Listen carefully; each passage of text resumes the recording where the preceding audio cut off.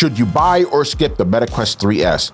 You're actually getting a really great VR experience, especially if you're coming off something older like the Quest 2 or, God forbid, the Quest 1. If you've had your eye on a Quest 3 for a while but didn't want to spend $499, you can now buy the 3S, get basically the same experience except for a few things which we'll get into, and save yourself $200 that you can spend towards extra games or apps. The Meta Quest 3 starts at $299 for the 128 gig model. If you need more room for your games and apps, you could opt for the $399 model with 256 gigs of storage. For comparison, the Meta Quest 3 now starts at $499 and features 512 gigs. So with the Quest 3S, you're saving up to $200 and a minimum of $100. For $299, the Quest 3S is perfect for folks who are curious to try VR or are intimidated by the high cost of other headsets. So even though this is a budget headset, you're not getting a budget experience. This headset is also great if you have kids and want to gift them an excellent VR AR headset. The Quest 3S delivers the same great AR experience as the Quest 3, albeit slightly less sharp. As far as the actual experience of playing games and going through apps, you're not getting a compromised experience at all. Like, yes, the resolution isn't as high, but it's not like bad. Menus hover over your environment, allowing you to work or navigate through apps without completely blocking out the real world around you.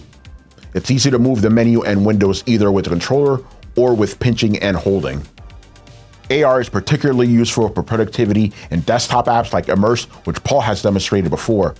So even though you have a boundary that you set up, like if I step out of the area, then like the real world kind of comes in, which is good. Like if somebody kind of steps through, if somebody needs to get my attention, yeah, like that. Again, AR is a great way to work and play while keeping you aware of your surroundings. It's one of this headset's best and most useful features. When I press this button, like a mandible comes out. That's kind of cool. Oh, thrusters, let's try that. Games like Red Matter do an excellent job of demonstrating the Quest 3's graphical and performance capabilities. Like right now, I really feel like I'm on this alien planet, and everything's coming in nice and clear. The colors are popping, and it also moves a lot smoother than I remember VR used to move. It used to be a little bit clunkier before. You truly feel like you're in an alien world. What's the name of the game that I was about to read? Like, hold on a second. Then there's Fruit Ninja and Synth Riders, which demonstrate the responsiveness of the controls. Tony. Hold on, can't hear you. How do I pause this thing? Oh, well, I'm stuck in it until I'm done.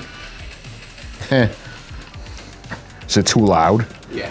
Oh, okay. We've been trying to tell you to turn it down. I can't because my hands are tied up. Even as someone who prefers gaming in front of a TV instead of a headset, I'm impressed by the unique gaming experiences on Quest 3S. If you kind of miss the Wii days, there's actually a good way to revisit that because, you know, the whole stereotype is like, oh, gamers just sit around all day not being healthy. But this is a good way of burning off some calories and have fun doing it. Even though you won't get PS-like experiences in terms of graphics, performance is generally excellent. No matter what game or app I use, everything ran buttery smooth thanks to the variable refresh rate. I'm also glad the Quest 3S uses the same Snapdragon chip as the Quest 3. While this is a budget headset, you won't get a budget experience. The games have come a long way. Not that they looked terrible before, but this is a lot better, especially with like how smooth everything moves, the frame rate and all that. Like, this is pretty cool. One other big advantage is you can play high-end PC games wirelessly or wired through Steam VR, for instance. With a subscription, you can stream from Xbox Game Pass and play games like NBA 2K on a massive virtual screen.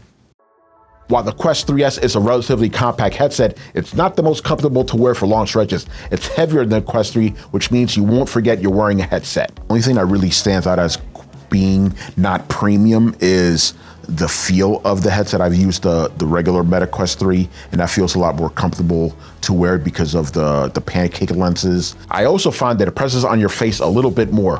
While loosening the straps helps alleviate this issue, it can begin sagging because of its weight. This might not be a problem depending on the shape of your face and head, but it's worth noting. That said, you won't be able to keep the headset on for long anyway because the battery life is generally around 2 hours. However, those 2 hours might not be the most comfortable. The Quest 3S has a lower resolution than the Quest 3. Because of that, images aren't as sharp or defined as in the previous model. That's not to say that games or apps look blurry. Far from it, but if you're used to the Quest 3's higher resolution, the Quest 3's lower resolution won't be pleasing to your eyes. This isn't a problem I have, but many people get dizzy when using VR headsets. If you're such a person, the Quest 3 might not be for you since it doesn't offer a radically different viewing experience from other VR headsets on the market. Even if the $299 price is enticing, you'll want to skip this device if VR tends to make you dizzy or nauseous.